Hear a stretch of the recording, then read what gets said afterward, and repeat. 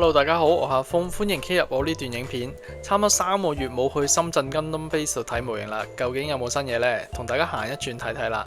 另外夜晚揾咗間酸菜魚加北京烤鴨，都只係148人民幣，聽落都幾吸引，味道又如何呢？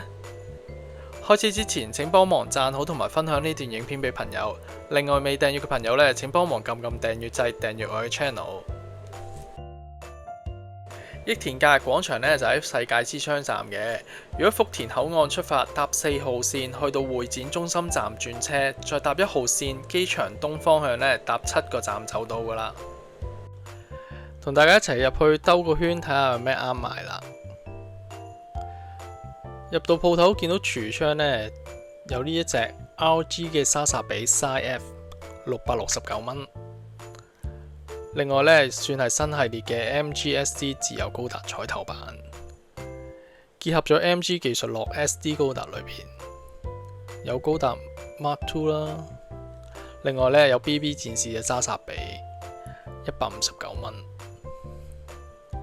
有莎莎比，當然有 New Gundam 啦。呢隻 New Gundam 呢就賣129蚊。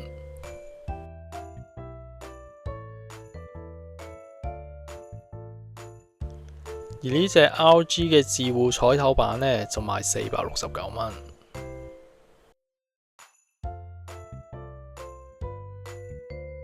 呢塊 display 呢，就顯示咗自由高達有咩模型系列啦，有 Full Mechanic 啦、RG 同埋 SD 嘅。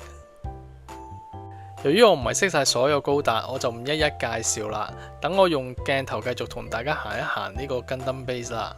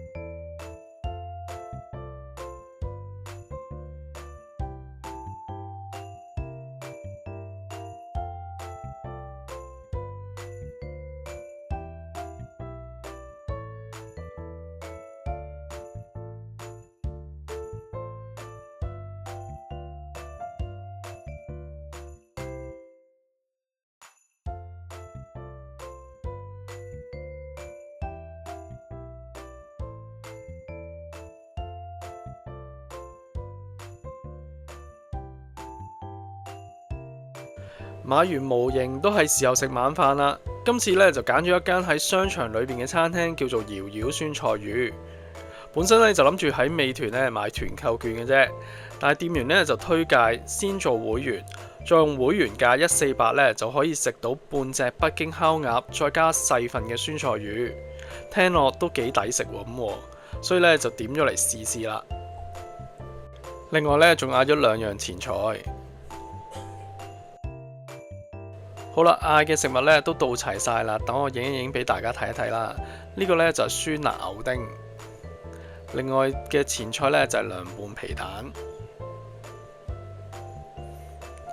套餐裏邊嘅酸菜魚啦，呢個就係小份嘅。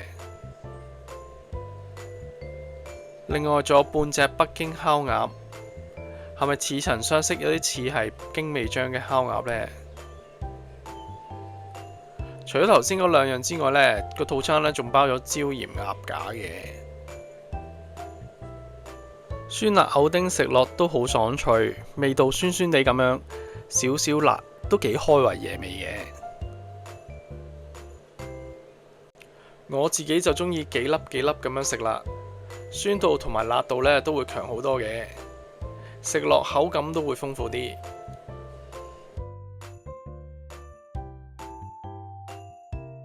涼拌皮蛋所用嘅皮蛋同我哋平時喺香港食嘅呢就唔同。首先顏色方面呢，佢係橙黃色嘅。上網睇呢款皮蛋係用雞蛋而唔係用鴨蛋，食落質感就差唔多。蛋黃部分呢都係流心狀嘅，但係橙色呢種皮蛋呢就相對味道較淡啦。今餐嘅重點嚟啦，就係呢一碟酸菜魚。細份嘅酸菜魚呢份量都 OK 嘅，2個人食就啱啱好啦。魚肉食落好嫩滑，酸菜嘅酸度適中，食落都好脆。對於唔係好食得辣嘅人嚟講呢，即係我啦，辣度就啱啱好，唔錯唔錯。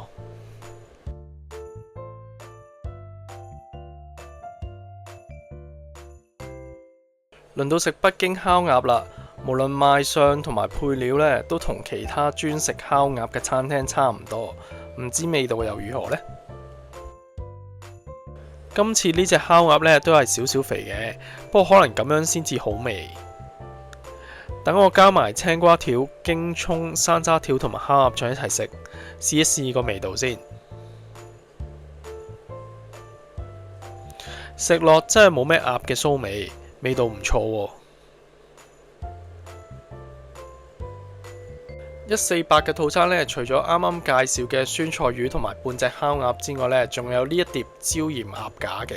呢個椒鹽鴨架呢，佢炸得好香脆，少少辣啦，咁大家可以當小食嚟食嘅，味道都唔錯㗎。